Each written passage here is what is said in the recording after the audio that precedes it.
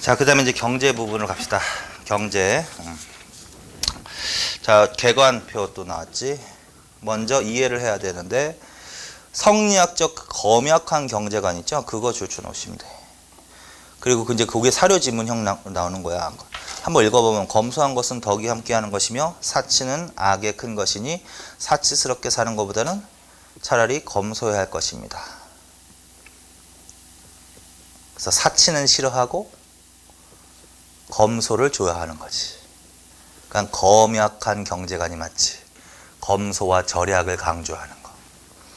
농사와 양자는 의식의 근본이니 왕도 정치에서도 우선이 되는 것입니다. 그러니까 농사를 중요시 여긴다는 얘기지. 자, 그 다음에 세 번째. 이게 정도전의 글이란 말이야. 조선 경국전, 조선 경국전 딱 붙여놓고, 그거 정도전은 단독으로 정리해놔니까 정도전이 지은 건데, 우리나라에는 이전에 공상에 관한 제도가 없어서 상공업에 관한 거야.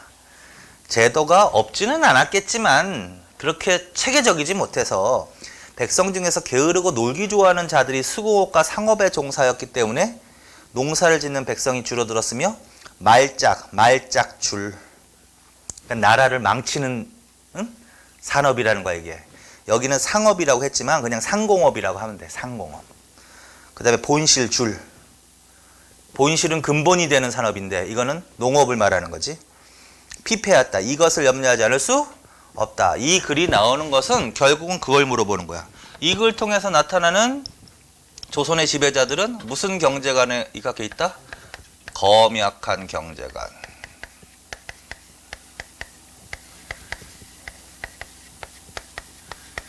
근데 이건 또 어디서 나온다? 다 성리학에서 나오는 거야. 그래서 성리학의, 그러니까 조선의 기본 정책은 다 성리학을 토대로 나오는 거야. 4대 교린도 그렇고, 그 다음에 억불승유도 그런 거고, 그 다음에 농본 억상 정책도 그런 거고. 그러니까 근데 지금은 농본 억상 정책이 나오게 된 배경을 지금 읽은 거야. 자, 그래서 결론은 검약한 경제관에 입각해 있습니다. 그리고 두 가지로 표현했지. 본실이 되는 거하고, 그 다음에 뭐 말짝이라고 표현된 거. 당연히 본실은 농업이다. 그래서 농업은 중시한다고 얘기 나왔잖아. 그러니까 농본이지, 농본. 농본 정책이고, 그 다음에 상공업은 규제를 해야 되는데 그냥 제도가 없었기 때문에 농민들이 농산 짓고 수공업에 종사, 상업 수공업에 종사하니까 그게 발달하면 또 사치와 낭비가 심해져고 나라가 피폐해진다 이렇게 얘기를 하는 거지 지금. 그럼 별로 안 좋다라는 거지 결론은. 그래서 억상을 해야 된다. 억상. 그래서 결국은 농본 억상 정책이 나오게 되는 배경의 글이라고 이거요. 자, 그래서 이 글로 인해서 나타난 정책은 무슨 정책과 무슨 정책으로 나눌 수 있다? 농본 정책과 억상 정책. 그래서 농업은 장려하고, 농업은 장려하는 정책을 하는 거고 당연히. 그 다음에 농민의 생활을 안정시켜주는 정책을 적극적으로 했을 것이며, 그 다음에 상공업에 대해서는 철저하게 통제했다. 그래서 이걸 이렇게 표현해. 조선의 경제정책은 철저하게 중앙 집권적인 통제 경제하에 있다. 이렇게. 그러면 통제 경제니까 자유롭게 이런 얘기하고 안 맞는 문장이지 이게. 응? 무슨 말이냐면 통제한다는 얘기는 자유롭게 내버려두지 않는다는 소리잖아. 그래서 자유롭게 상공업 활동을 했다 그러면 안 된다는 거지 결국은. 그렇지? 그래서 요 농본 억상 정책이 나오게 된 배경을 설명한 거야 지금. 농본 억상 정책. 그래서 그거 기억하라고. 그래서 경제하면 먼저 정부의 기본 정책은 뭐다? 이건 바뀌지 않아. 농본 억상 정책이 답이다. 철저한 중앙 집권적 통제 경제 위주로 경제 정책을 폈다. 이런 식으로.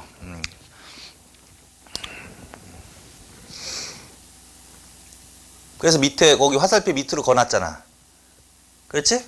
그래서 농본 억상 정책이 실시됐다. 이게 나오게 된 배경을 한 거고.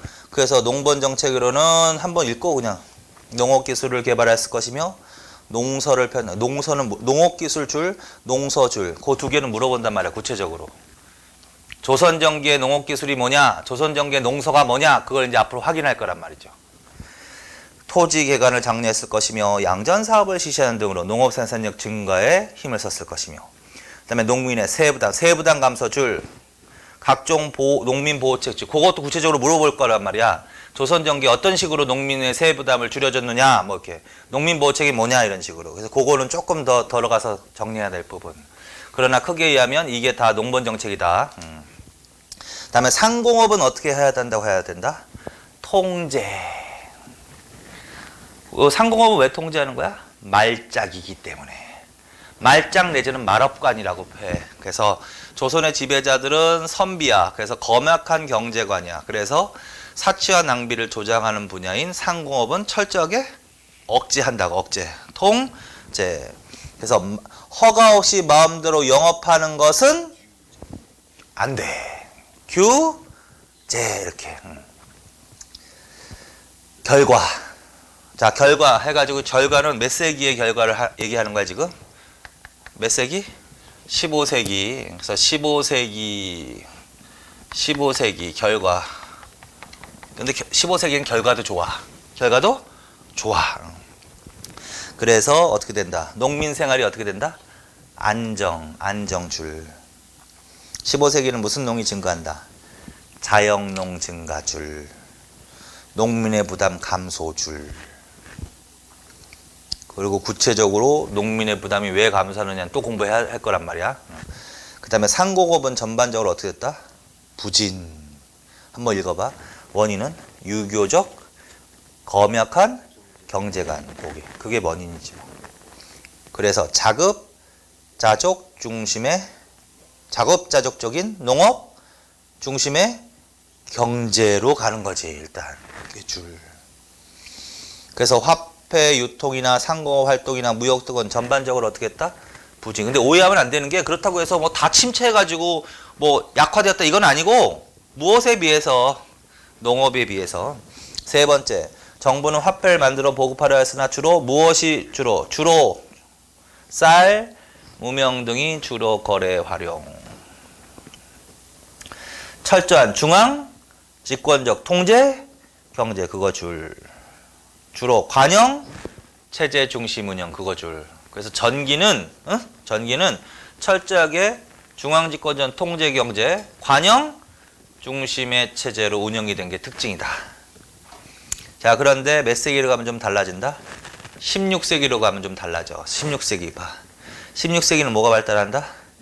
지주제 발달. 그거 반드시. 그거 중요한 거야. 그 다음에 또 뭐가 변질이 된다? 수치제도 변질 등줄. 위에다가 하나만 써놓자. 수치제도 변질 중에서 가장 폐단이 심했던 게 방납폐단이야. 방납폐단 등. 그래서 농민의 생활이 어떻게 된다? 악화줄. 그래서 농민의 생활이 궁핍해지는 시기야. 몇 세기가? 16세기가. 그러면 농민의 생활이 악화되는 원인을 고르시오 하면 뭐가 답이 될까? 그 위에 거. 지주제, 발달, 그 다음에 방납의 폐단 등 수치체제의 변질. 그래서 16세기에는 농민의 생활이 어려우니까 세금 내기가 어렵단 말이야. 그래서 세금 내지 않기 위해서 자꾸 도망 다니는 현상이 나타난다. 그래서 토지 이탈 증가로 이어진다. 그래서 15세기에는 농촌사회가 안정되었지만 16세기에는 막 농촌사회가 흔들리는 거야. 동요되는 거야. 그래서 토지 이탈 증가. 그리고 16세기에는 정부의 상공업에 대한 통제도 강화된다. 약화된다. 약화줄. 그러면 15세기에는 억제되었던 상공업이 16세기에는 뭐야? 발달하기 시작하는 거야. 이미. 발달하기 시작하는 거야. 그래서 상공업 발전 줄. 그 다음에 통제력이 약화된다는 소리는 관영체제가 침체된다는 소리하고 똑같겠지. 자, 그래서 관영체제는 뭐? 침체 반대로 민영체제가 발달하기 시작한다. 이미 몇 세기부터? 16세기부터. 그리고 그런 현상은 조선 후기 가면 더 확대되는 거야. 그래서 조선 전기하고 조선 후기 완전히 다른 사회야. 조선 후기는 뭐가 굉장히 발달한 사회일까? 상공업이 굉장히 발달한 사회고 민영체제가 발달한 사회란 말이야. 그래서 그런 식으로 크게 감을 잡으시고 그렇게 이해하십시오. 자, 그 다음에 이제 245페이지로 갑시다. 그래서 요거는 이제 개관, 농번 억상 정책과 그의 결과를 15세기, 16세기로 나눠서 크게 이해한 거고 그 다음에 지금부터 이제 구체적으로 토지제도. 이거는 고려시대 때도 저거 뭐야 여러분들 힘들게 했지만 조선시대 때도 이것도 외우고 이해까지 하셔야 된다. 자, 그래서 맨 위에 있는 거 봐봐. 이 법줄. 이 법줄 쳐놓고 이 법에 대해서 물어본단 말이야. 이 법은 토지를 나눠주는 규정, 조세의 규정, 뭐 땅 주인과 소장에는 규정, 토지관리 규정 등이 포함되었다. 이 법은 고려말 줄.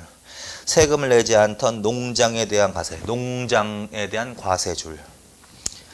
국가의 세금을 증대시켰다. 이 법에서 토지를 나눠주는 주요 대상은 왕실을 비롯해서 국가기관, 지방간부, 공공기관, 관료, 벼슬이 없는 관인 2등이었으나 사전 재분배의 중심이 된 것은 관료에 나준 과전이었다. 과전줄. 이 법은 농민의 생활 안정을 위해서 농민의 토지 소유권을 보장하고 10분의 1 줄, 병적 반수 금하였다 줄. 이 법은 뭘 말할 걸까? 과전법 말하는 거야. 과전법. 그래서 과전법 물어볼 때 이 사로지면 줄 수도 있다는 거지. 그치? 그래서 과전법은 고려말이라고 한 이유는 뭐야? 공양왕 때잖아요. 그치? 공양왕 때 전제기억을 하고 과전법을 공부하는 거 맞죠? 그래서 이제 과전법에 대해서 설명한 거야. 그리고 이제 과전법은 이제 조선시대 토지 제도고 그거에 대해서 이제 정리를 하는 거야. 특징. 요거하고 잘 비교하는 게 고려시대에는 전식과하고 비교하는 거야. 그래서 과전법의 특징하자. 과전법은 어느 왕 때 공포되었습니다. 공양왕 1391년. 특징이 뭐다? 밑에 첫째, 누구한테 주는 거다? 문무줄. 기준은 18품계줄. 무엇을? 과전 토지줄. 토지에다가는 전지. 전식과는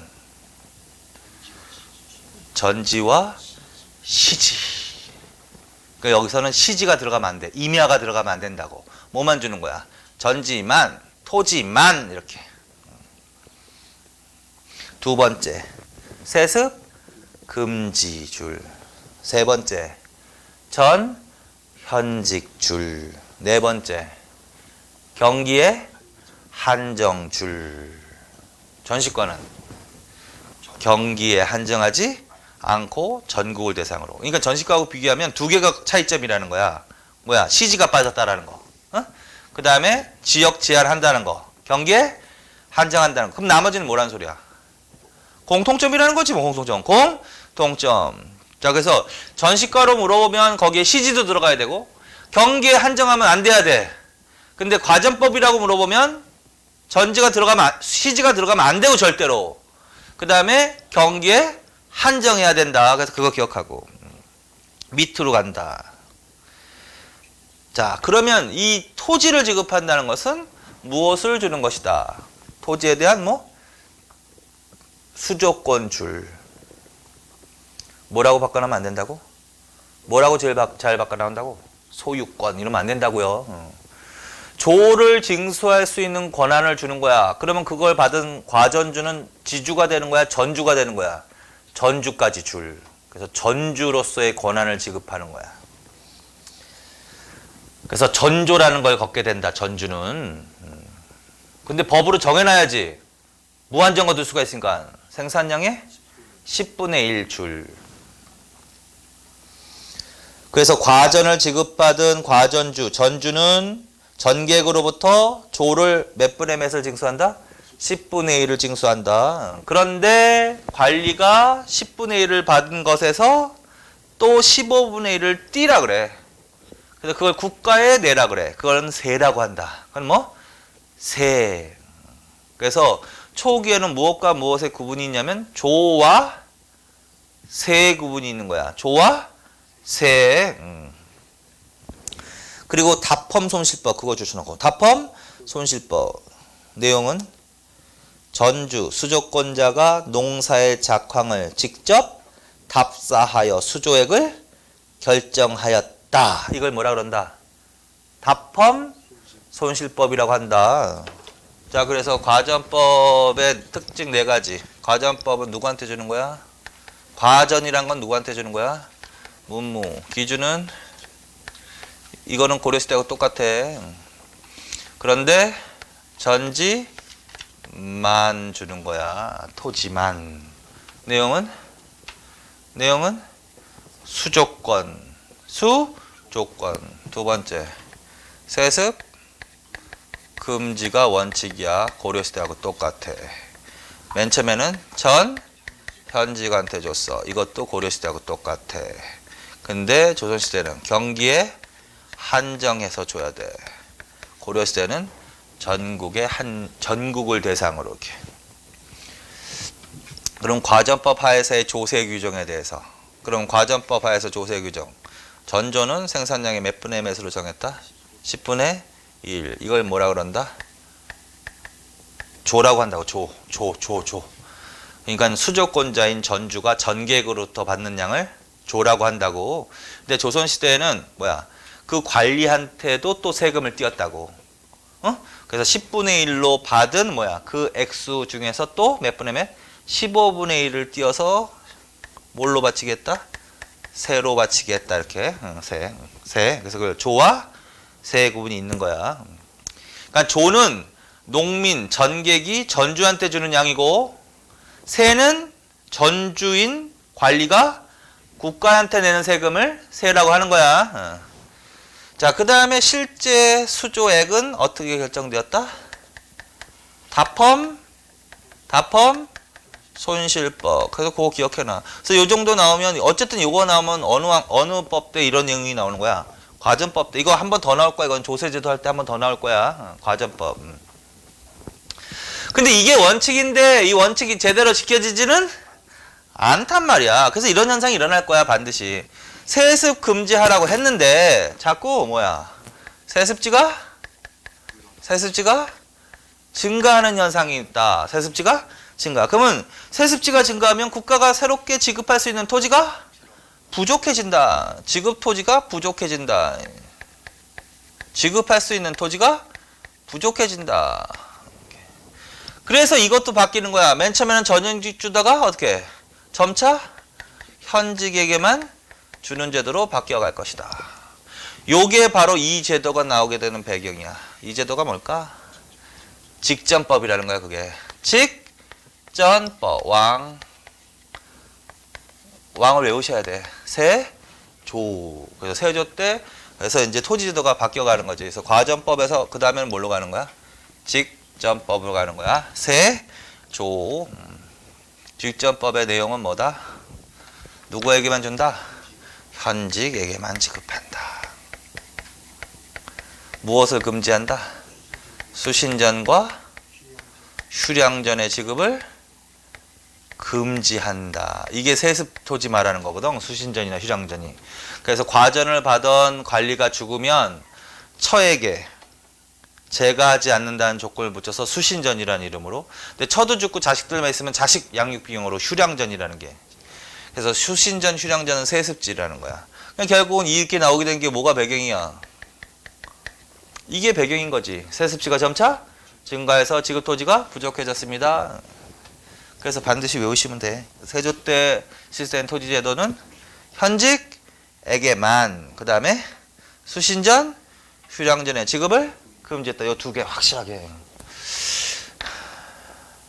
그 다음에 자, 과전으로 지급받은 토지에 대해서는 전주 관리가 몇 분의 몇을 걷는 거야? 10분의 1만 걷으라고 법으로는 정해놨지? 그런데 그렇게만 되지 않을 것 같은데? 수조권을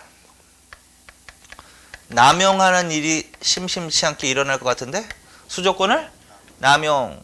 왜? 그냥 관리들이 권력자들이고 세금을 내는 농민들이 피지배층이니까 정해진 이상 걷는단 말이야, 당연히. 그래서 수조권을 어떻게 한다? 남용한다. 그러면 당연히 수조권을 남용하면 정해진 10분의 이상 걷게 되면 농민들의 부담도 올라가는 거고, 농민들이 관리들에 대한 지배력도 예속화도 더 심화되는 거고, 그래서 그걸 막기 위해서 국가는 관리들의 직접 수조권 남용을 금지하는, 직접 수조권 행사를 금지하는 거야. 뭐냐면 과전을 지급하면 그 토지에 대해서는 관리가 직접 세금을 걷는 거란 말이야. 근데 관리가 직접 걷지 못하게 하는 거지. 관청에서, 국가에서 농민으로부터 직접 걷어서, 그리고 그 걷은 걸 관리에게 나눠주는, 그걸 뭐라 그런다? 관수, 관급제라고 하는 거야. 관수, 관급제. 그래서 성종대. 성종대. 뭐가 나온다? 관수, 관급. 이거는 더 쉬워. 관수, 관급의 뜻이 뭐다? 관에서 걷어서 관리에게 지급한다. 이렇게 이해하면 되지. 그래서 관수, 관급제로 간다. 그래서 이제 직전법 다음에는 뭘로 간다? 관수, 관급제다. 이것은 의미는 국가가 직접 거둔 거니까 누가 직접 수조권을 행사하는 거야? 국가가 직접 농민에게 수조권을 행사하는 거지. 그리고 누구의 직접 수조권 행사를 막는 거야? 관리들의 농민에 대한 직접 수조권 행사를 어떻게? 막는 거지. 그런 얘기지. 그럼 왜 이렇게 했겠냐고. 이게 배경이 되겠지 당연히. 관리들의 수조권 남용을 막기 위해서. 자, 그래서 관수관급제의 내용은 뭐다? 국가가 직접 수조권 행사를 했다. 관리들의 직접 수조권 행사를 금지시켰다. 국가의 수조권 남용을, 관리의 수조권 남용을 방지하기 위한 것이다. 그럼 이때부터 관리들이 직접 세금을 안 걷고 국가가 걷는 거니까 이때 조화세의 구분이 있는 이유가 뭐냐면 농민이 10분의 1을 내면 국가는 원칙적으로 농민한테 10분의 1도 걷지만 그 10분의 1을 거둔 관리한테도 세금을 또 띄는 거야. 그러니까 관리가 세금을 직접 걷기 때문에 세가 있는 거야. 근데 국가가 직접 걷어버리면 거기서 뛸 필요가 없잖아. 자기가 직접 받으니까. 그래서 이때부터 뭐와 뭐의 구분이 없어진다? 조와 세의 구분이 없어진다. 뭐 이런 의미가 있다. 그래서 이런 내용. 자, 이런 내용이 나오면 어느 왕으로 간다? 성종. 그리고 뭐 여기에만 써놨는데 이렇게 변하는 의미가 뭐냐? 관리들의 토지에 대한 권한을 강화시키는 거야, 약화시키는 거야? 약화시켜 나가는 거야. 그리고 국가의 토지에 대한 권한을 강화시키는 조치 쪽으로 이게 변해가는 거야. 꼭 이것만이 아니라 이건 뭐 대충 근데 이때 제일 잘 나오지. 국가의 농민 토지에 대한 지배력을 강화시키고 관리들의 지배력을 약화시키기 위해서 이렇게 잘 나온다. 그러나 전반적으로 이렇게 변화되는 거는 그런 의미가 있는 거야. 그러면 전체적으로 관리 입장에서는 어떻게 해? 관리 입장에서는 이 과전에 대한 권한이 약화되거나 아예 없어지는 거 아니야. 그러니까 불만이 생기는 관리는 이게 안 좋은 현상이야. 그러니까 국가에서 지급받는 이 토지에 대한 권한이 약화되니까 자기가 개인적으로 사유하고 있는 사유지를 확대시키려는 욕구가 생길 거란 말이야. 그걸 토지 사유욕이라고 한다. 토지 사유욕이 점차 증가합니다. 그래서 아마 15세기 말부터 그런 현상이 나타날걸? 정치할 때 그게 여기하고 연결되는 거야. 이때 지배 세력은 누구야? 훈구 세력이잖아. 훈구 세력이 비리를 저지른 거냐? 권력을 이용해서 불법적으로 토지 겸병을 일삼는다. 심지어는 서해안에 무슨 사업을 통해서? 서해안의 간척 사업을 통해서. 이렇게. 그래서 이미 몇 세기 말부터 15세기 말부터 이런 현상이 나타나는 거야. 그래서 이렇게 확대된 토지는 관리들의 사유지란 말이야, 사유지. 근데 규모가 커서 이걸 농장이라고 해도 되는 거야. 농장. 그래서 조선시대도 이미 몇 세기부터 언제부터 농장이 확대되기 시작한다. 15세기 말부터. 이게 이제 토지도 변천과 관련이 있는 거야. 그리고 이제 몇 세기에 들어가면 이 현상이 더 심화될까? 16세기에 들어가면. 그리고 16세기 들어가면 어느 왕 때? 명종 때. 명종 때 뭘 폐지한대?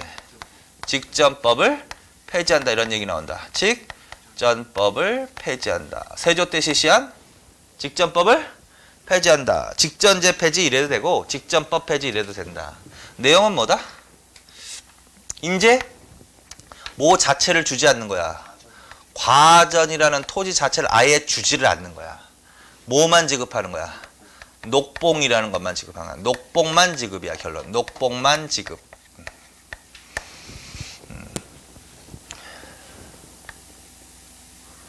그래서 조선시대의 관리는 관료가 되면 과전과 녹봉을 함께 받는다고. 그런데 명종 때는 과전을 아예 안 주는 거야. 녹봉만 지급하는 거야. 그러면 관리들의 토지 사유 욕구가 더 증가하겠어? 감소하겠어? 더 증가하는 거지. 그러면 이러한 현상이 더 증가하겠어? 감소하겠어? 불법적인 토지 겸병 더 증가하는 거지. 그래서 결국은 농장이 더욱더 확대되어 나가는 거고, 이거는 사유지라고 그랬죠. 사유지. 양반들의 사유지. 이건 어떻게 운영되냐면 지주전호제로 운영된단 말이야. 그래서 직전법 폐지 이후에 16세기부터 뭐가 특히 더 발달하기 시작한다? 지주제 발달. 지주제 성행이야. 지주제에서 지주제는 15세기부터 엄청나게 발달했다 이러면 안 돼. 16세기부터 특히 발달하기 시작한다. 그래서 지주제는 지주전호관계, 무슨 관계? 지주전호관계로 이어지는 운영되는 토지를 말하는 거야. 지주전호관계는 소유권이야, 수조권이야? 소유권. 고려시대 했던 게 이게 이제 기초지식이 여기에 들어가는 거지. 토지를 둘러싼 두 개가 있지, 관계가. 전주 전객제하고 지주전호제인데, 전주 전객제는 수조권을 기준으로 본 관계고, 그 다음에 지주전호제는 소유권을 기준으로 본 관계야. 그럼 이 과전법 하에서 지급되는 과전은 무엇을 기준으로 한 토지 지배 방식이야? 수조권. 그건 전주 전객제를 표현한 거야. 전주 전객제. 그러면 이렇게 표현할 수도 있어. 과전을 아예 안 준다는 소리는 전주 전객제는 어떻게 된다? 소멸한다. 그리고 대신 무슨 권에 입각한 토지 지배 방식이 확대된다? 소유권에 근거한 토지 지배 방식이 성행한다. 뭘 말한다 그게? 지주제 성행. 그러니까 이건 이해하라고 자꾸 설명한 거고, 결론적으로 명종 때 직전법 폐지 이후 뭐 발달? 지주제 발달. 지주제 발달.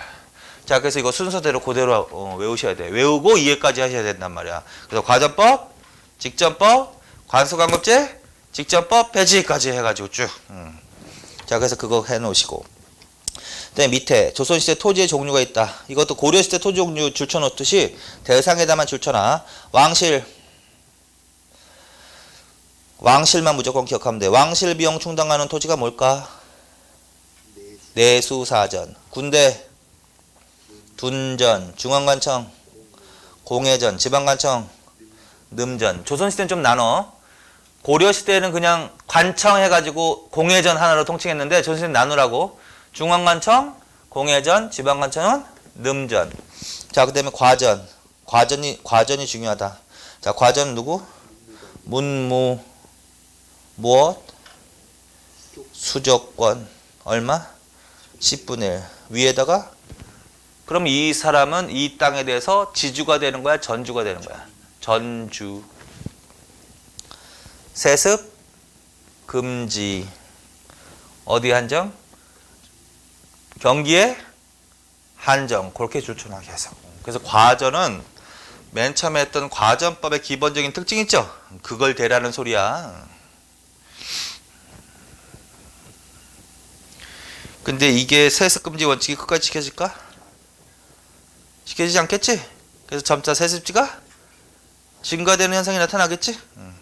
자, 그 다음에 수신전과 휴량전. 수신전과 휴량전은 그냥 통칭하면 유가족이라고 해도 되겠지 뭐. 유가족. 과전은 원래 세습을 금지하는 토지였으나 과전을 지급받은 관리가 죽으면 유가족에게 무슨 이름으로 세습이 된다?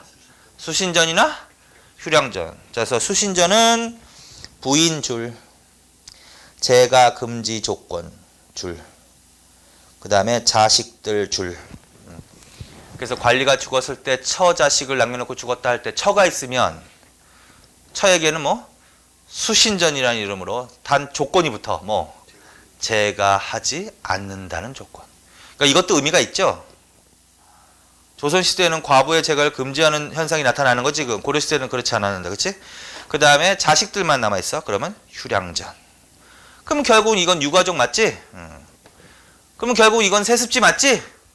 결국은 과전은 세습하지 말라고 그랬는데 수신전이나 휴량전의 이름으로 세습시켜주는 거 아니야 지금?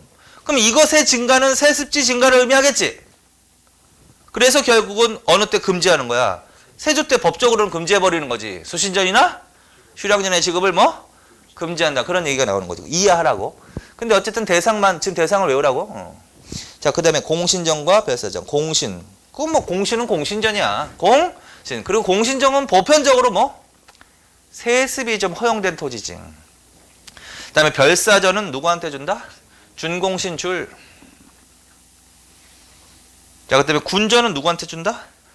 지방에 거주하는 유향품관 줄.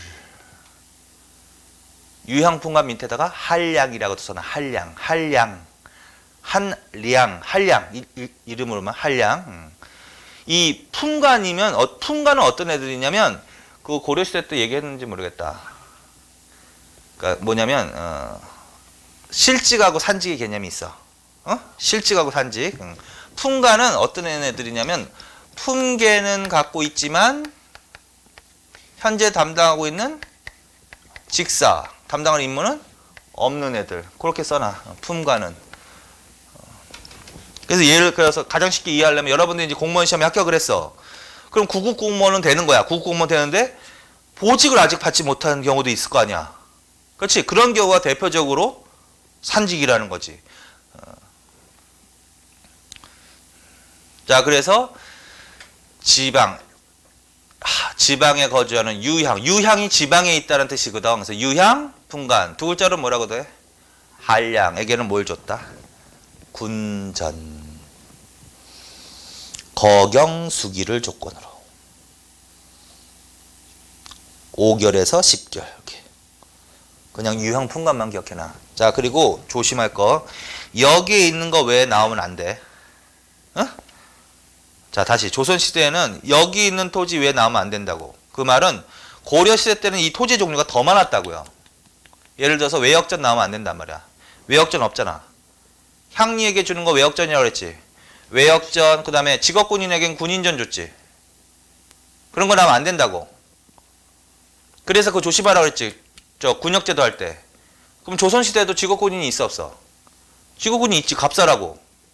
근데 걔네들한테 군인전을 지급했다 그러면 안 된다 그랬지.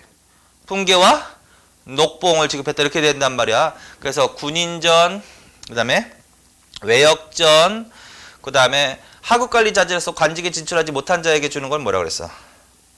한인전, 응? 그 다음에 조선시대는 강력한 엉풀 정책으로 사원한테 토지를 주지 않아. 사원전, 이런 거 나면 안 된다고 절대로. 그러면 조선시대는 무조건 땡이야. 그 다음에 좀 비교한다면 과전은 있었고 고려시대에도 수신전, 휴량전에 해당되는 건 뭘까? 왼쪽에다가 구분전. 응? 고려시대는 뭐라고 했다? 구분전. 구분전이 조선시대에는 무슨 이름으로 전해지는 거야? 수신전과 휴량전이야. 그 다음에 별사전이라는 명목은 똑같은 이름이 있었어. 고려시대에도. 근데 고려시대는 누구한테 주냐면 승려 풍수지리업자.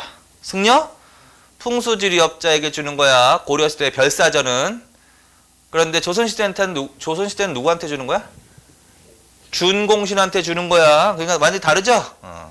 자, 그래서 그거 비교하는 거고. 근데 이 중에서는 과전하고 수신전, 휴량전 요게 제일 잘 나온단 말이야. 그래서 정확히 이해를 하시고. 거기까지. 자, 그 다음에 넘기세요. 그 다음에 이제 수치제도. 이거 중요하다. 또 이제 요거 중요한 거야. 요거 중요하고. 그 다음에 이제 무슨 제도를 또 한다? 수치제도. 이거는 무슨 제도다? 세금 걷는 거지 뭐. 세금 걷는 거. 세금 걷는 거는 삼국시대부터 정비되기 시작했다. 삼국시대는 조용조라는 용어를 쓰기도 했다.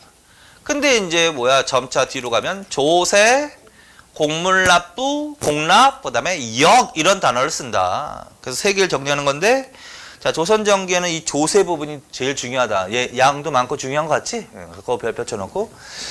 자, 조세는 어디에 부과하는 세금이야? 토지. 무엇을 걷는 세금이야? 곡물. 가장 대표적인 게 쌀이나 콩으로 걷는 거야. 쌀. 그래서 일명 무슨 세금이다? 토지세. 그럼 조세를 많이 거두려면 뭐가 많아야 돼? 농사 짓는 토지가 많아야 된다는 소리겠지, 결론은. 그럼 무슨 사업을 열심히 해야 돼? 양전 사업을 열심히 해야 되겠지? 양전 사업, 토지조사 사업. 그래서 양안이라는 토지 제장을 작성하고 거기에 양안에 많은 토지를 이렇게 등록을 해놔야지 거기에 근거해서 세금을 걷겠지.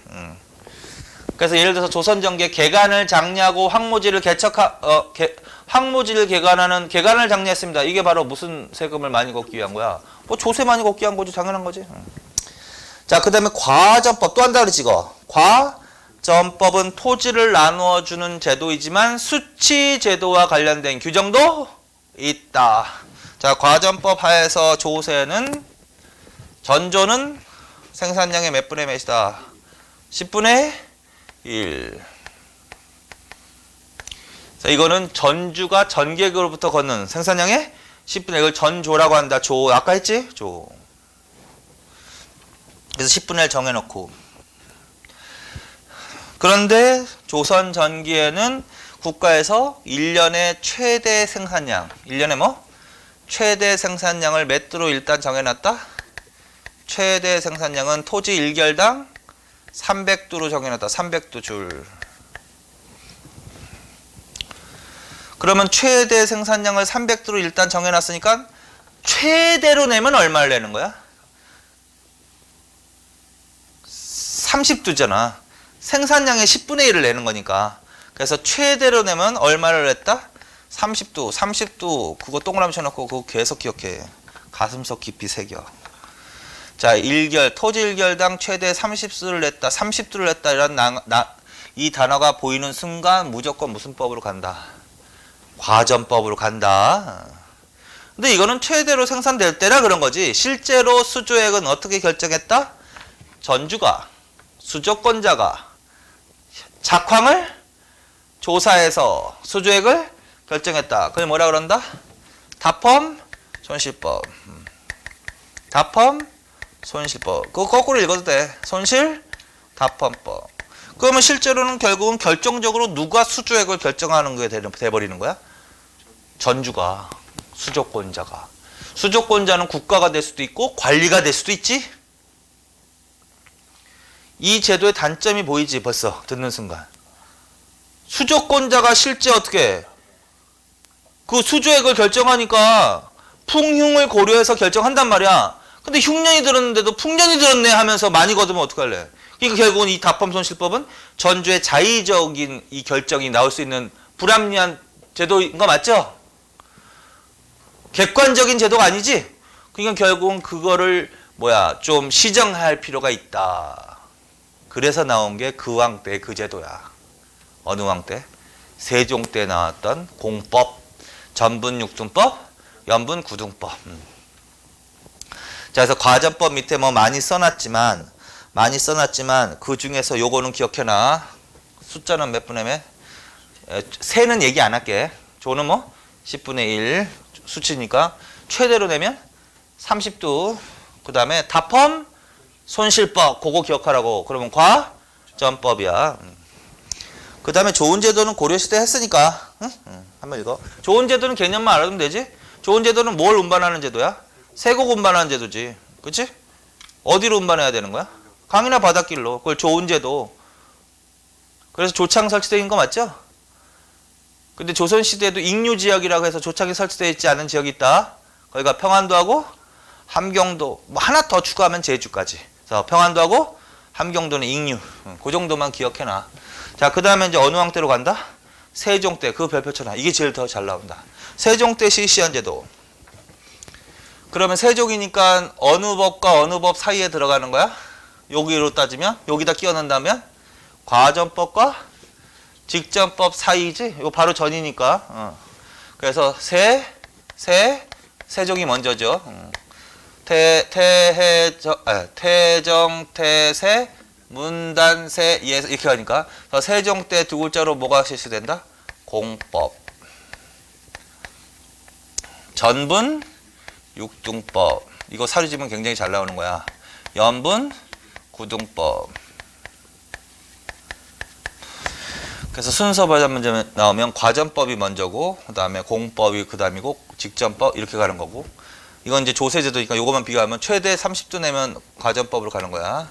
그리고 이제 세종대왕 때 요거 정리 잘 해놓는 거야.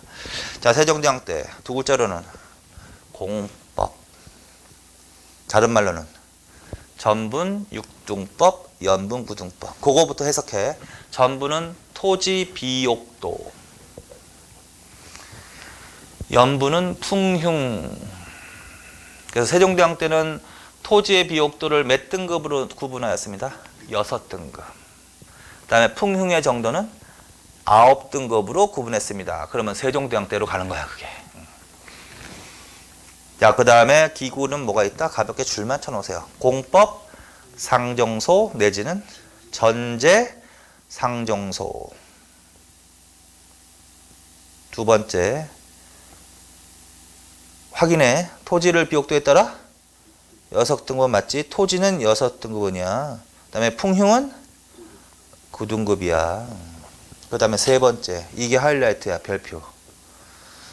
자, 세종대왕 때는 전세를 어떻게 걷는 거다? 토지 1결당 최고 20두에서 최저 4두로 차등 징수하는 제도다. 당연히 기준은 뭐에 따라서? 풍흉에 따라서. 그래서 풍년이 들면은 더 내도 되는 거잖아. 그래서 풍흉을 기준으로 최고 20두에서 최저 4두까지. 그럼 이때는 최고로 내도 얼마만 내면 되는 거야? 20두. 그전에는 30두. 줄어준 거죠. 그래서 최고 30두 냈다, 최고 20두 냈다. 그러면 빨리 알아들어야 돼. 뭐가 먼저가 나와야 돼? 최고 30두가 먼저 나와야지. 최고 30두, 그 다음에 최고 20두. 근데 이거는 풍흉에 따라서 나라가 정해놓은 거야. 내는 양을. 그래서 차등으로 징수했다. 20두에서 4두까지. 계속 그거. 그게 제일 중요한 문제야. 20두에서 4두까지. 토지 일결의 의미. 일결줄. 자, 여기서 일결이란 무슨 법에 의한 기준이다? 결부법줄. 그런데 이 결부법 하에서의 일결은 토지의 무슨 면적이 아니다? 절대 면적이 아니라 생산량을 기준으로 한 상대 면적, 그것도 줄. 그러니까 이 결부법이라는 것은요, 토지 면적을 기준으로 조세를 징수하는 게 아니라 생산량을 먼저 정해놓고 그 생산량을, 그 양을 생산해낼 수 있는 토지 면적의 의미로 사용하는 거야. 그래서 어떤 얘기냐면, 내가 이제 그림을 그려서 이해만 하라고, 지금 외울 필요는 없고, 예를 들어서 이게 토지 면적이야. 요거를 뭐라 그러냐면 일결이라고 한다. 예를 들어서 일결이라고 한다. 그래서 이어서 일결은 무슨 의미냐면, 일결은 결부법이라고 그랬지. 결부법은 생산량을 기준으로. 그러니까 여기서 한결이, 예를 들어서 이렇게 양을 정하자. 한 가마라고 정하자. 그러니까 무슨 말이냐면, 일결이란 한 가마가 나올 수 있는 토지 면적, 이런 의미가 된단 말이야 지금. 그럼 여기서 몇 가마가 나온다는 소리야? 한 가마가 나온. 그래서 일결이야. 근데 요거보다 적은 면적이 있어.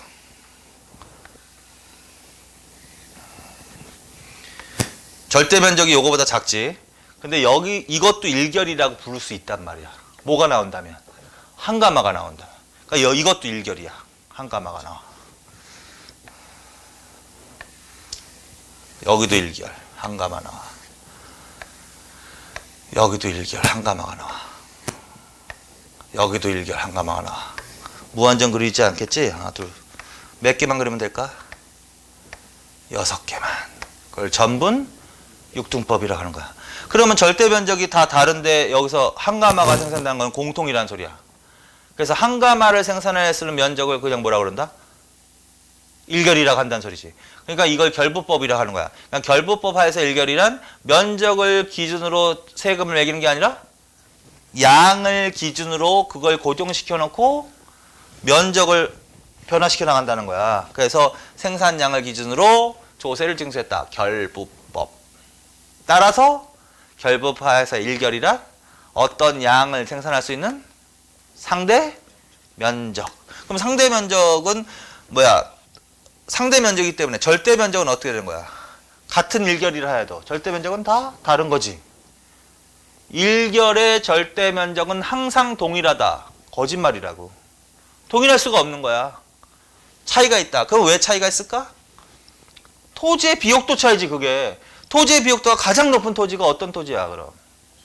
요게 가장 높은 거지. 더 적은 토지에서 더 많은 양을 생산했다는 소리가 되는 거잖아. 그래서 토지의 비옥도가 높을수록 절대 면적은 작아지고, 토지의 비옥도가 높을수록 절대 면적은 작을수록 절대 면적은 커진다. 맞잖아, 맞지?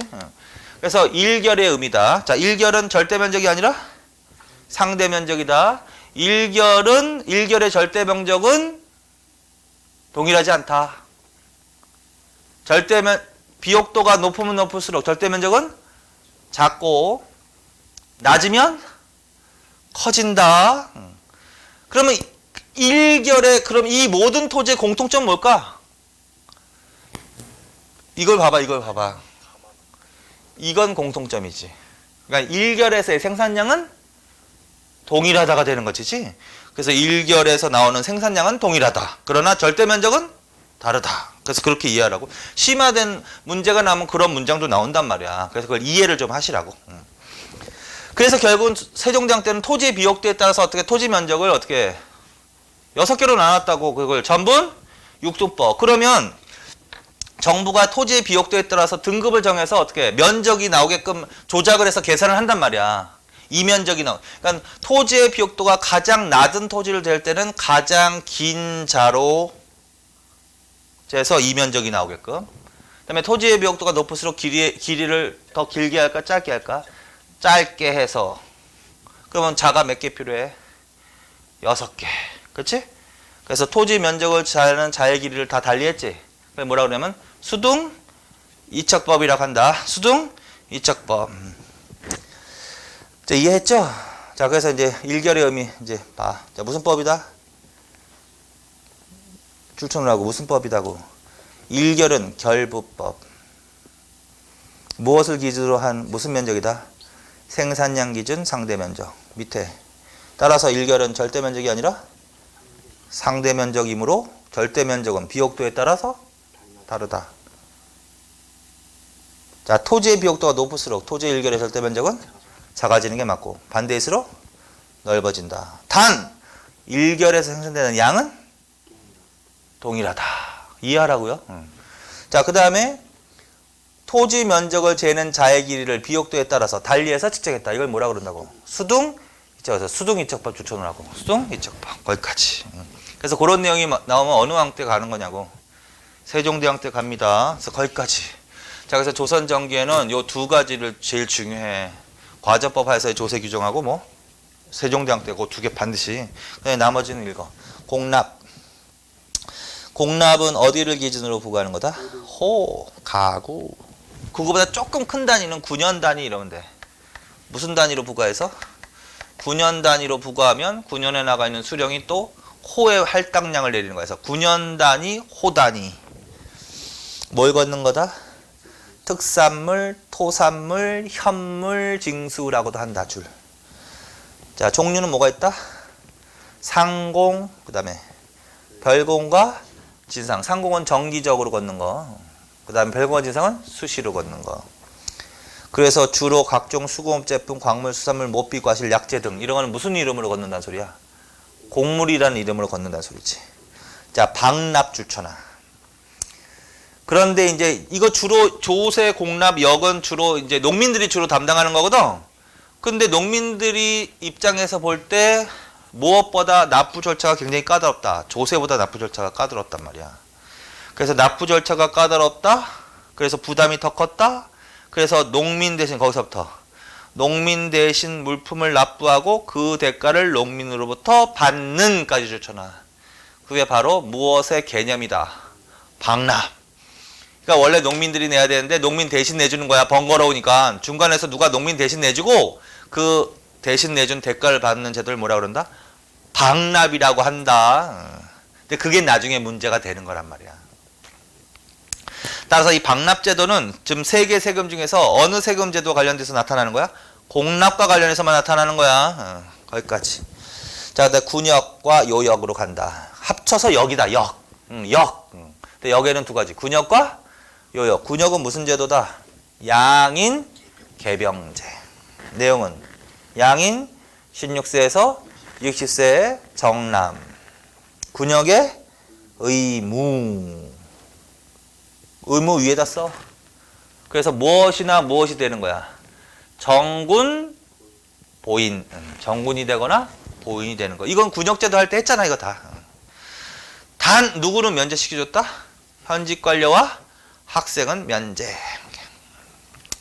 요역으로 간다. 부역. 일반 노동력에 16세 이상의 정남. 부역의 의무. 근데 세종대왕 때는 무슨 법을 실시한대? 개전법. 그래서 세종대왕 때는 조세제도 관련해서는 공법, 전분육두법, 연분 구등법을 실시해서 농민의 세부담도 낮춰줬는데 또 뭐도 실시했대? 개전법을 실시했대. 이거는 무슨 제도 관련되어 있는 거야? 요역, 부역제도.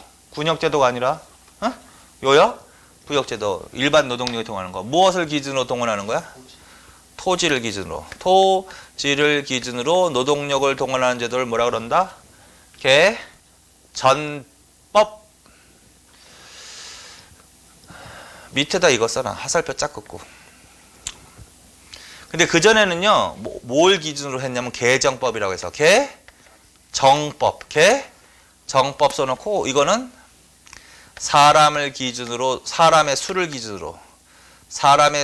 기준으로 노동력을 동원하는 제도야. 그래서 사람을 기준으로 노동력을 동원했다. 그러면 개정법. 그런데 세종대왕 때는 그걸 뭘로 바꿔? 개전법으로 바꾼다. 뭐가 더 빈부의 격차를 반영하는 걸까? 개전법이겠지. 사람이 많으면 부자가 아니잖아. 뭐 식구 많다고 부자인가? 토지를 많이 갖고 있으면 부자잖아. 그러니까 이건 빈부의 격차를 반영하는 거죠, 결국은요. 자, 그래서 결국 이것도 농민의 요역 부담을 줄여주는 거야, 강화시키는 거야? 줄여주는 거. 그래서 개전법. 어느 왕 때부터? 세종 때부터. 그런데 이제 그걸 경국대전에 법제화시키는 거야. 그래서 어느 왕 때? 성종. 성종 때 경국대전에 토지 8결당 1명 동원출, 동원일수도 1년에 6일 이내로 제한출. 그래서 그거 문장 잘 나오는 문장이야. 토지 8결당 1명을 동원하고 1년에 6일 이내로 동원일수도 제한했다. 어느 왕이야? 성종. 지금 무엇을 기준으로 동원한다는 얘기가 나왔어? 토지 기준. 그런 제도를 뭐라 그럴까? 개전법이라고 하는 거지. 근데 그 법은 세종대왕 때부터 실시했다는 거지. 그리고 성종 때 그걸 법제화시켰다라는 얘기지. 근데 문장이 더 잘 나온 건 그거예요. 성종 때. 8결당 1명 동원 1년에 6일 이내로 제한했다. 맞아 틀려? 그냥 맞습니다. 그냥 그 정도만. 자, 그래서 요 세 개 정리해 놓으세요. 이 중에서 뭐가 제일 중요하다? 전기에는. 조세 부분. 자, 그 다음에 조선전기 양반과 농민과 양반의 경제생활로 가자. 농민의 경제생활. 요거 별표 쳐놓고 좀 잘 읽어. 농민의 경제생활. 조선전기에는 정부가 무슨 정책을 했지? 농민 보호책을 했지. 무슨 법을 시행하는 것도 관련이 있다? 과전법. 몇 분의 몇으로 정한 거? 10분의 1. 그리고 뭔 금지? 병작 반수 금지. 그 다음에 농민의 조세 줄, 곡물 줄, 역부담 감소까지 줄잖아. 그리고 특히 이 왕은 과전법도 물론 있지만 어느 왕으로 써놓는 게 좋을까? 어느 왕 때 이걸 적극적으로 했을까? 세종. 무조건 세종이야. 그래서 세종 때 조세 부담을 낮춰주기 위해서 더 낮춰주기, 과전법도 낮춰준 거지만 더 낮춰주기 위해서 한 제도가 뭐야? 공법, 전분육토법, 연분, 구등법, 그리고 곡물 납부도 감경, 역부담도 감경, 전법 이런 것들. 자, 어느 왕으로 가도 된다 그냥 대충. 세종. 그래서 결론은 농민의 생활 안정을 도모했다. 농업, 개간을 장려했을 것이고, 그치? 그거는 크게 읽어보면 되지. 이거는 각종 수리시설을 보수하며 확충했다. 그 다음에 농사 직설과 금양. 자, 그건 줄쳐놓으셔야 돼. 아까 쳐놨지. 농선은 외워야 돼. 농선은 구체적으로 무슨 농선이냐고 물어본다고. 조선 전기에 나와야 될 농선은 뭐가 나와야 된다? 농사 직설과 금양 잡농. 나중에 이건 또 나올 거야. 구체적으로 이건 내용까지 물어보기 때문에 일단 15세기 조선 전기에는 뭐가 나와야 된다? 농사 직설과 금양 잡농. 그 정도만 미리미리 들어놔. 자, 그 다음에 농업기술은 별표 쳐놓고. 이거는 아주 정확하게 물어본다. 자, 조선전기 농업기술 하면은 뭐가 나와야 된다? 2년 3작의 윤작법 성행 줄. 가로. 끝에 가로. 지금 성행이라고 그랬지? 보급되기 시작한 때는 어느 때부터일까? 고려 말. 자, 결론적으로 여러분들 한국사 시험에서 농업기술 물어보는 시기가 딱 3시기가 있단 말이야. 그 시기는 외워야 돼. 고려 후기부터 물어봐. 고려 후기, 그 다음에 조선전기, 조선후기 요 세 시기는 구체적으로 농업기술이 뭐냐 해가지고 외워가지고 이렇게 고르라고 한단 말이야. 그러니까 정확하게 외워야 된단 말이야. 그래서 지금은 어느 시대하고만 비교하면 돼. 고려, 후기하고 비교하는 게 이거야. 2년 3제기 윤작법이 보급되기 시작했다는 고려 후기지만 일반화 성행했다는 조선 전기야. 그래서 미리미리 써놓는 거지 뭐. 비교하라고. 내가 비교하라고. 그 다음에 직파법 CC에 읽어. 직파법. 건사리, 물사리, 주로 건사리. 남부 일부제. 남부 일부줄. 이양법과 벼보리, 이모작 CC까지 줄쳐놔. 자, 조선전기 어디를 중심으로? 남부 일부 지방을 중심으로는 뭐가 행해지고 있다? 이양법과 벼보리, 이모작 실시. 그리고 남부 일부 있지? 거기다 동그라미 쳐놓고, 그 다음에 이양법 있지? 그거 동그라미 쳐놔. 자, 남부 일부는 어디하고 비교하는 거냐면 조선 후기하고 비교하는 거야. 조선 후기. 전국. 그러면 조선 후기야. 전국하면 조선 후기야. 그 다음에 남부 일부 지방을 중심으로 하면 조선 전기야. 그 다음에 이양법은 몇 동그라미 쳐놨을까? 이양법이 처음 보급되기 시작한 때는 고려 후기지. 고려 후기부터. 근데 그때는 지역적으로는 똑같단 말이야. 그러니까 지역은 고려 후기하고 비교하는 게 아니야. 그래서 이양법은 어느 때부터 보급되기 시작했다? 고려 후기부터. 남부 일부 지방을 중심으로. 그리고 조선전기에도 마찬가지로 남부 일부 지방을 중심으로 이양법이 시행되었으며 하나 더 추가한다. 조선전기에는 벼보리, 이모작. 근데 이게 남부 일부 지방으로만 중심으로 하다가 점차 확산돼서 전국적으로 시행되는 시기에 있다는 거지. 그건 어느 때라고? 조선 후기 이런 식으로.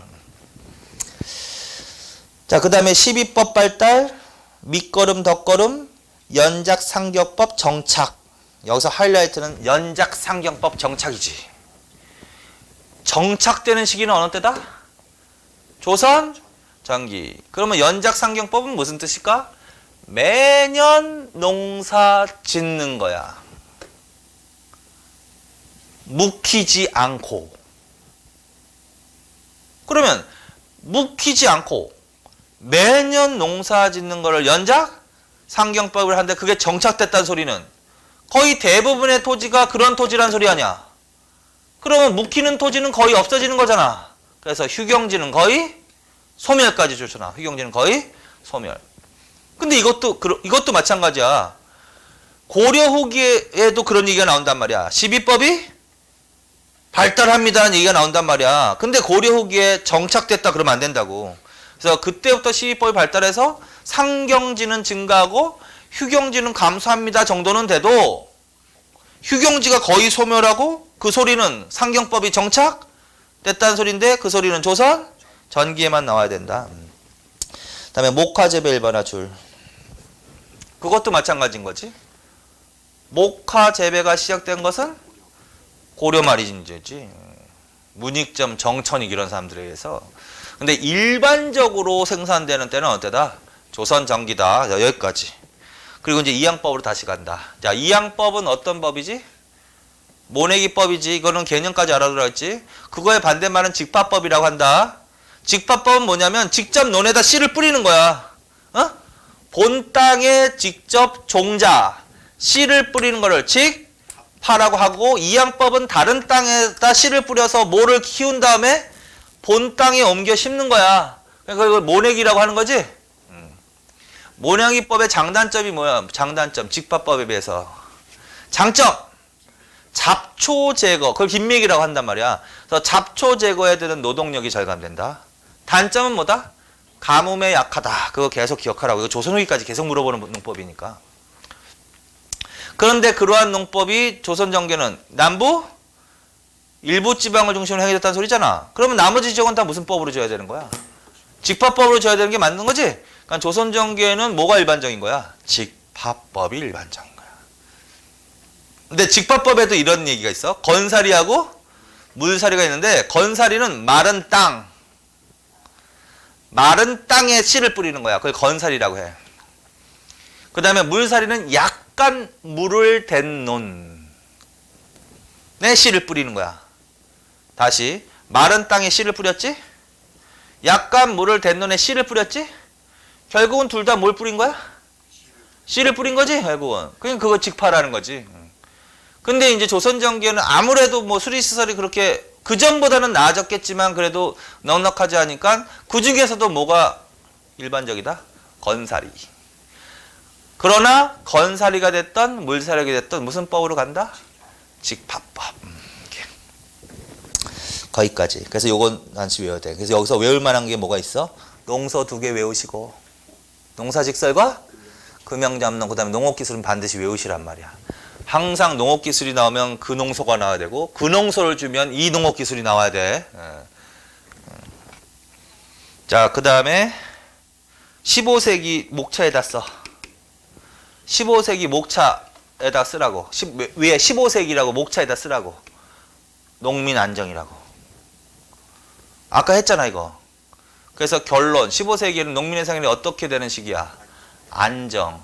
점점. 왜 안정되는 거야? 자영농 증가. 자영농 증가. 쉼표. 세부담 감소. 세부담 감소. 그래서 15세기에는 뭐야? 농업 생산력도 늘어나고 농민의 생활이 안정되는 시기입니다. 16세기로 가. 16세기 가면 달라지지? 뭐 발달하지? 지주제. 그러면 자영농보다는 뭐가 증가하겠어? 소작농이 증가하겠지? 자, 그 다음에 무슨 폐단이 심했다? 방납의 폐단이 굉장히, 그게 별표잖아. 그게 제일 심한 거라고. 그 다음에 대신 물리게 하는 제도. 세금을 대신 내게 하는 거. 족징, 인징 거의 줄천하다. 그게 이게 몇 세기부터? 16세기부터. 이것으로 인해 나타난 결과. 농민의 생활, 궁핍. 16세기 가면 달라진다고. 농민 생활이 궁핍되었다. 그래서 나타난 결과. 토지 이탈 증가. 그래서 여기까지. 이게 바로 몇 세기 농촌사회야? 16세기 농촌사회야. 그러면 농촌이 불안해지면은 국가가 대책을 세워야 될 거 아니야?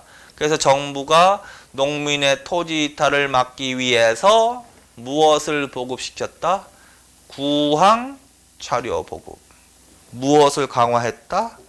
호패법과 오가 작통법을 강화했다. 이거 유민 방지하는 정책이란 말이야. 호패법과 오가 작통법. 이미 몇 세기부터 강화시켜 나간다? 16세기부터.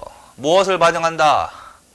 이 당시의 상황을 반영하는 거야. 농민의 토지 이탈이 증가하는 시기다. 그걸 반영하는 거라고. 양반들도 대책을 세웠다. 양반들은 무엇을 보급하여 황천사회의 안정을 추구했다? 향이약? 그건 구체적으로 사람으로 외워? 향이약을 처음 보급시킨 사람이 저 사람이지. 조광조. 그러면 훈구라고 해야 돼? 사림이라고 해야 돼? 사림들에 의해서 처음 보급되는 거 맞지?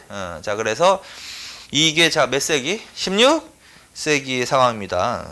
자, 그 다음에 양반의 경제적 생활까지만 하자. 자, 양반. 지금 어느 시대 하고 있어? 그러니까 조선시대는 전기냐 후기냐에 따라서 답이 달라지거든. 지금 전기하고 있어. 대충 몇 세기까지 보는 거야? 16세기까지. 자, 전기의 양반들의 경제적 기반은 뭐가 있다? 관료줄. 과전과 녹봉줄. 그 다음에 자신 소유의 토지줄. 그 다음에 노비. 그렇게 줄쳐놔. 그래서 과전, 녹봉, 자신 소유의 토지, 노비. 그거 자체로 좀 공부해.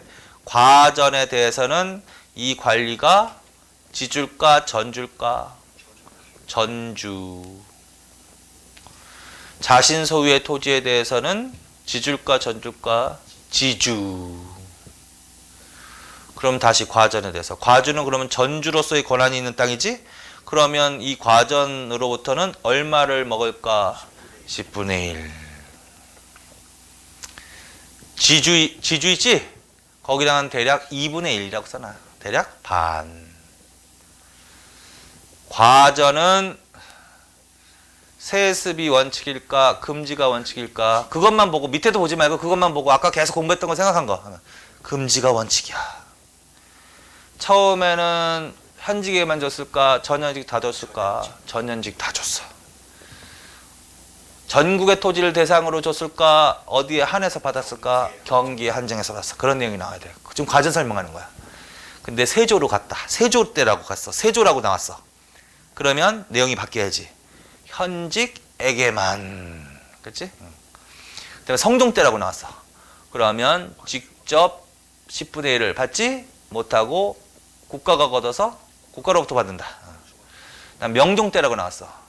과전은 사라진다. 과전은 안 받는다. 과전은 못 받아. 안 줘 이제. 녹봉만. 자, 녹봉. 자, 녹봉은 관리가 되면 두 개를 받는 거라고. 과전과 녹봉은 토지로 받는 게 아니라 쌀 등 현물로 받는 거야. 녹봉. 1년에 한 2번 정도 받는 건데 이거는 저 때만 기억하면 되지. 어느 왕 때? 명종 때. 명종 때는 뭐만 준다? 그것만 받는다. 그래서 이건 응용 문제란 말이야. 자, 그래서 어느 왕이 딱 나오면 내용이 바뀌어야 돼. 그래서 아까 요걸 계속 생각하면서. 그 다음에 자신 소유의 토지는 이거는 자기 사유지잖아. 지주잖아. 이거는 특히 어느 때부터 더 확대되기 시작할까? 성종 때부터. 15세기 말부터. 어떤 식으로 확대시켜 나갔을까 얘네들이? 불법적인 방법으로. 불법적인 토지, 겸병, 특히 서해안의 간척사업 등을 통해서. 몇 세기 가면 더 확대될까 이 토지가? 16세기. 특히 직전제, 직전법, 폐지 이후는 이게 더 확대될 것 같은데. 그래서 뭘로 운영되는 토지일까? 지주 전후제로. 이 지주제와 관련되어 있는 토지라고. 이 토지에 대해서는 생산량의 주로 몇 분의 몇을 받는다? 2분의 1.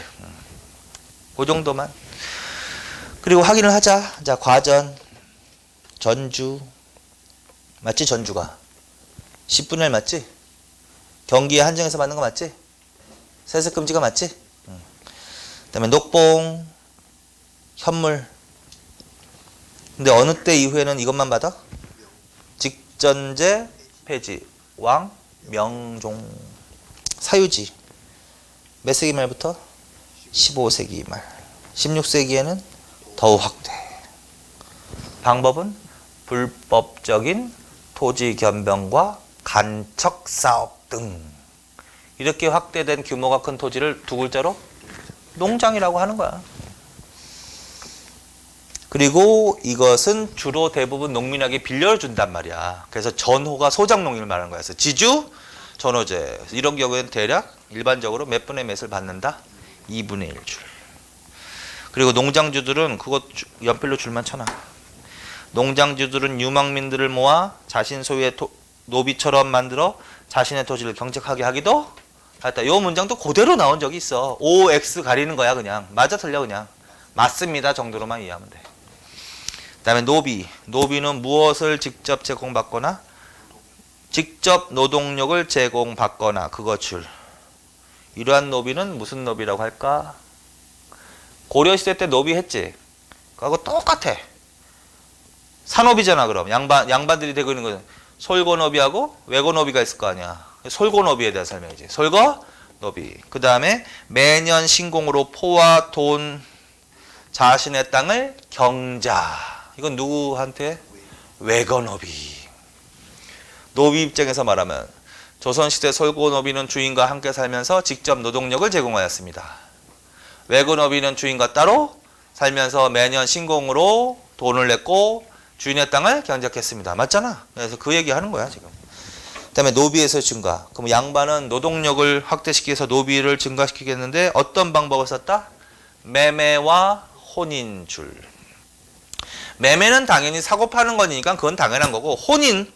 자, 자신의 그거 다 좋잖아.